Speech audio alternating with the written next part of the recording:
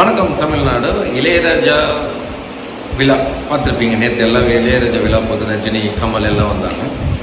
ரஜினி சாருக்கு இந்த கேள்வி, நீங்கள் இளையராஜாவை பற்றி பேசி முடிச்சிட்டிங்கள. இளையராஜா சரக்கை பற்றி ஆரம்பித்தார். அவர் ஏதோ சொல்லியிருக்கார், உங்களை பற்றி அவருக்கு நல்லா தெரியும். என்னைக்காச்சும் தப்பாக பேசிக்கிட்டாரா? சரி, ரஜினி ஃபேனாக இருந்தாலும் நோட் பண்ணுங்கடா. உங்கள் அப்பன் தப்பு செஞ்சாலும் கேட்கணும். கேள்வி அங்கே சரக்கை பற்றி அவர் பேசினார்ல, நீங்கள் பேசி முடிச்சிட்டிங்களே. தப்புன்னு ஓடி ஏதோ அவரு தான் பொம்பளை பற்றி பேசின மாதிரி அவர் போட்டு கொடுத்துட்டு அசால்ட்டாக எஸ்கேப் ஆகி போகிறீங்களே. அசிங்கமாக இல்லையா இந்த வயசில்? உங்கள் மேலே இருந்த மரியாதை நேர்த்தே முடிஞ்சிடுச்சு. கேவலமாக இல்லை? நீங்களாம் பொம்பளை பொறுக்கலையா? ஊரே சொல்லுது, நிறைய யூடியூப்லேயும் இருக்குது. நீங்கள் பொம்பளை பற்றி பேசலையா? அந்த பொம்பளை வேணும், இந்த பொம்பளை வேணும், நீங்கள் பேச மாட்டீங்களா? அதனால் இளையராஜாவை போத்து விட்டு போகிறது நீ உத்தம புத்திரன். நீ பண்ண கேவலம்தான் உன் குடும்பத்தை ஆட்டி இப்போ 2வது 3வதுன்னு போயின்னு இருக்கு. பப்ளிக் கிட்ட கரெக்டாக இருக்கும்.